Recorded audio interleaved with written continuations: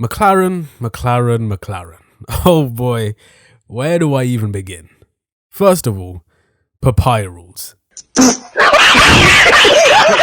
What kind of corny ass name is that? You really have masterpieces like Fernando is faster than you, Valtteri, it's James, and Multi21 as codenames for team orders. But McLaren came up with, oh my days, papaya rules. McLaren are really treating their drivers like 5-year-olds, because genuinely, the last time I got told about rules like that was when I was in reception. I'm sorry, but papaya rules genuinely had me creasing. For a team that has the fastest car and some of the most talented engineering talent in Formula 1, I'm sorry to say this. The current McLaren organisation are fumbling harder than Ferrari did in 2022. Apart from this guy though, this guy is absolutely ice cold. Bro really told Lando F your championship with that move at the start. I'm crying. And you know, another Piastri move around the outside, we gotta add some sauce to it. And Oscar Piastri's going all the way around the outside. That's what I'm talking about! That's why he's doing me! We'll get onto Oscar in a little bit, because I know a certain fan base wasn't too happy with him. First though, let's talk about this dude right here. This man's number one rival is not Max Verstappen, it's his own team. The aim of this video is to provide two different perspectives on this McLaren drama, and the first is them refusing to shift their full attention to their lead driver. Lando secured pole with a very solid lap in Q3, with his teammate doing similarly well with a P2. Starting first and second on a weekend where Red Bull are completely out of the picture was the dream scenario for McLaren. All they had to do really was get Oscar to try and hold P2 while protecting his teammate's lead. I mean, that would be the logical thing to do, right? Since Lando's the one actually competing for the Drivers' Championship, you know, it would make sense for you guys not to fight amongst yourselves and maximize points for the team. I remember a very similar situation playing out in 2018 when Ferrari decided to give Kimi Raikkonen a tow in qualifying instead of Vettel, which gave the Finn pole position. Obviously, that left Sebastian, who was even more of a championship contender at the time, exposed to Hamilton and the two made contact. Lewis capitalised on Seb's misfortune and won the Grand Prix. This was a fumble on Ferrari's part, since they should have prioritised Vettel in qualifying if they wanted to have any shot at beating Hamilton.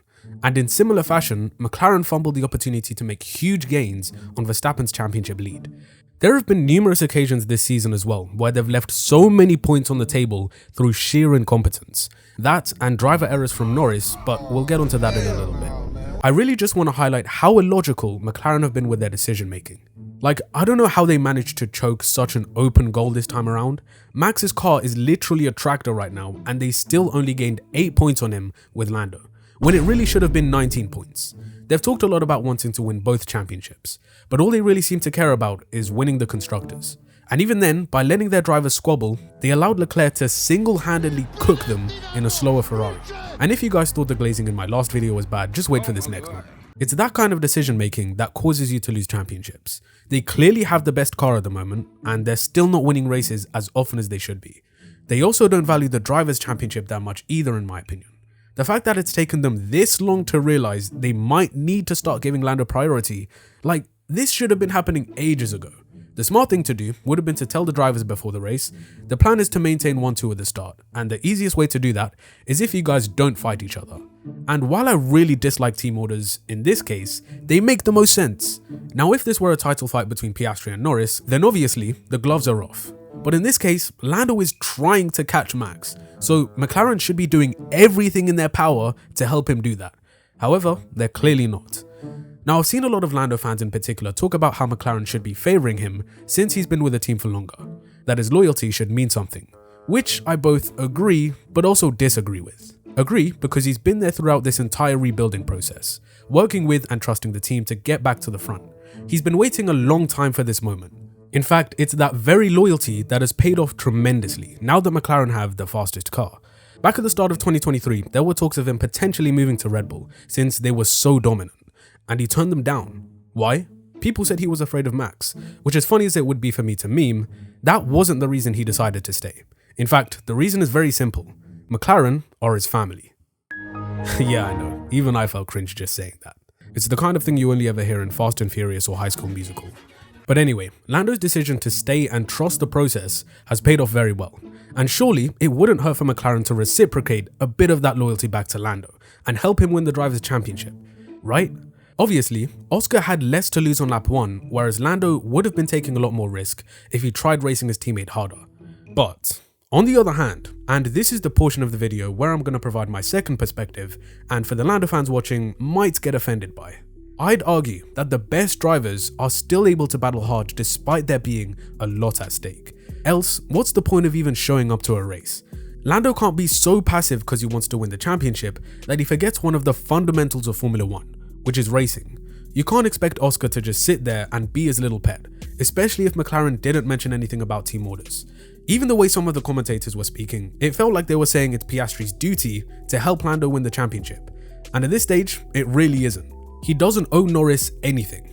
And in all honesty, I don't like using this phrase too often because so many people just overuse it to play the victim, but there is a lot of British bias involved when it comes to Lando. The championship is there for the taking. Why doesn't he just go and take it then? Come on, I thought winning in the fastest car is easy. You just have to beat your teammate and maybe one other driver. That's it, right? Okay, I'm being petty for bringing that quote up again, I know, but you get my point. All I'm trying to say is that Lando should try and fight harder for his positions and this championship that he wants to win. I feel like he needs to stamp his authority more. Nobody's gonna hand it to you on a silver platter. You have to be a go-getter. Even if he feels like his team aren't supporting him, he's a racing driver. He has the awareness to know when Piastri is attacking him. And if I'm being brutally honest, it really shouldn't have taken him by surprise. Oscar got a great run out of the chicane and through Curva Grande. He was always gonna try his luck. All Norris had to do was shut the door and fend him off. But instead, he was too nice and gave him enough space to pass.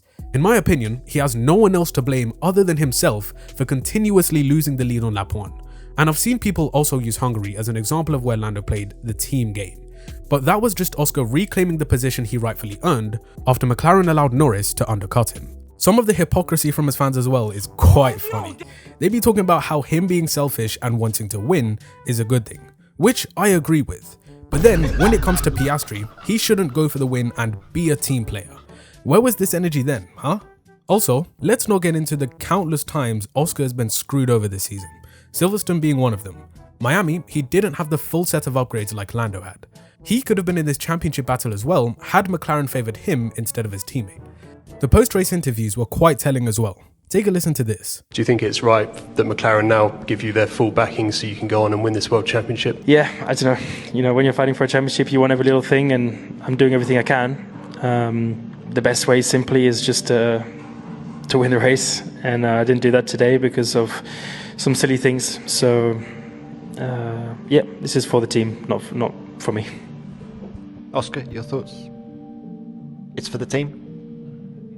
Nothing to say. All right. Norris just seems way too passive. Currently as the team leader, the guy with more experience and ever so slightly the quicker of the two, he's in a position to call out Oscar if he really felt like what happened at the start was silly in his words. Make it clear then that next time you won't stand for it and race him harder. But he opened the door for his teammate to make a move, and with certain drivers, they don't need a second invitation. Oscar is that guy. You give him even a sniff of a chance and he'll punish you for it.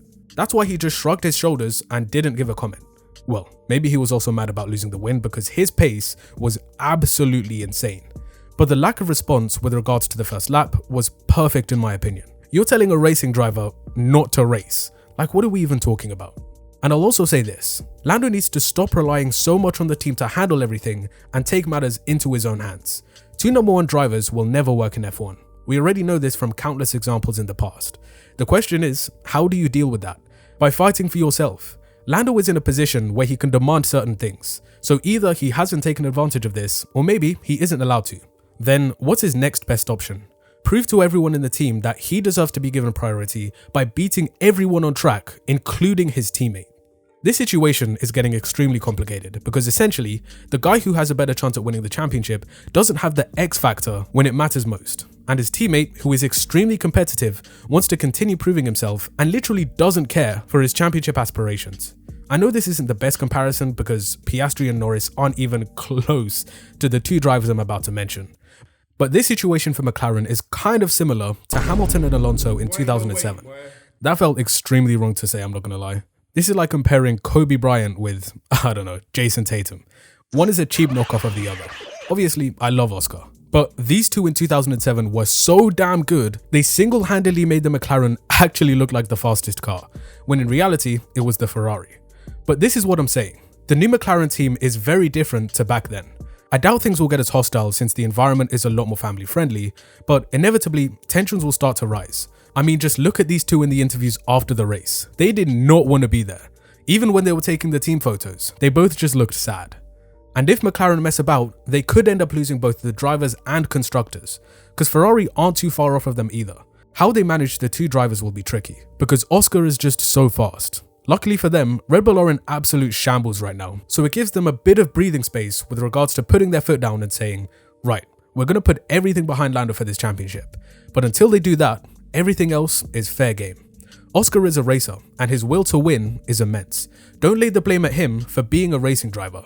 He saw the opportunity presented to him and took it with both hands. It was a tough pill to swallow for Norris and his army of fans, but a four-time world champion once said, "We were racing, I was faster, I passed him, I won." At the time, he got flamed because he was already the most hated driver on the grid for being so successful. But this particular moment tipped everybody over the edge and caused fans to have a meltdown. It didn't mean he was wrong though. Even young me watching at the time didn't like what Vettel did. And to be fair, since both drivers were told to hold position, Mark would have gone into a more conservative mode with the car, so that unexpected attack from his teammate was a little bit dirty. Because if you reversed the roles and it was Webber who ignored team orders, Red Bull would have been way more upset. But because it was their golden boy at the time, they just let it slide. The Oscar thing though is completely different. There aren't any team orders at the start, it's just a free-for-all. Every man for himself. And that's the way it should be. Who would want to sit in somebody else's dirty air for an entire race if they have the opportunity to take the lead on lap 1? And while we're on the topic of Oscar and Mark Webber, here's a nice segue into why I think McLaren are scared to implement team orders. Unless you were living under a rock, we all saw what happened with Piastri and Alpine in 2022. The team announced him as their driver, Oscar denied it in the funniest way known to man, and then announced that he would be driving for McLaren instead. Absolutely savage from him and his team. And I don't think they're afraid to pull that off again. Mark Webber was a second driver to Vettel throughout his entire time at Red Bull, and being Oscar's manager now, he would hate to see him go through anything remotely similar. So there might be some kind of clause in his contract that he cannot be given number 2 status, else he could just pack his bags and go elsewhere. Now of course, it wouldn't make any sense to leave at this present moment in time. McLaren have the best car on the grid, and that will likely be the case going into next year as well. But if you start souring the dynamic between your drivers by introducing team orders, it's going to bring about complications. And let's say another team were to become better than McLaren and have a seat available, Oscar could just say, you know what, I'm out of here. And who would turn down someone as talented as him? In my opinion, it would be a loss for McLaren at that point. Because I'm going to be so honest, Lando isn't cut out to fight for a championship against drivers like Leclerc, Verstappen, Russell, and even his own teammate. Unless he toughens up, I just don't see him beating those guys if they've got similarly matched cars. All those guys I mentioned have some element of a killer instinct that comparatively Norris lacks. For Russell, while he can be a bit of a madman sometimes, at least he's got some kind of dog in him. He'll get his elbows out and fight tooth and nail for every position. Piastri is the most cool, calm and composed guy on the grid. He's like an assassin, makes his move when you least expect it. Leclerc recently has been the best driver on the grid in my opinion. I know that might be a hot take, but genuinely over these past 4 races, this man has shown literally no weakness. But I'll talk more about him in my next video. And then Max Verstappen, yeah, not much needs to be said about him. Other than he went toe to toe with the greatest of all time, has dominated multiple seasons, and is one of the fiercest racers I've ever seen. Amongst this crop of talent in similar machinery, Lando gets cooked. I still believe he can win the championship purely because the Red Bull has just become diabolically bad in recent races. That and McLaren have quite a sizable pace advantage over their competitors. But Ferrari are still yet to bring more upgrades to their car. Who knows, maybe we can't count out Leclerc from winning the championship as well, if he's able to win the next 8 races. The only way I can possibly see Max holding on is if many drivers take points off of each other. So at some point, let's say Mercedes brings some upgrades and Hamilton gets a few wins here and there. Piastri will get a few more as well. But even then, it's still going to be difficult because I'm convinced that Norris himself will get a few more wins here or there before the season ends. I mean, we can't forget how good he was in Zandvoort and rule him out just because of what happened in Monza. But now is the time to start making serious inroads if he really wants this championship. I hope you all enjoyed. Let me know what you guys think about the whole situation at McLaren down in the comment section below. I've got a lot more videos coming out this week, so keep an eye out for those. If you enjoyed, be sure to like the video, share it with friends, and subscribe to the channel if you're new to get my latest videos in the future. And as always, I'll see you in the next one.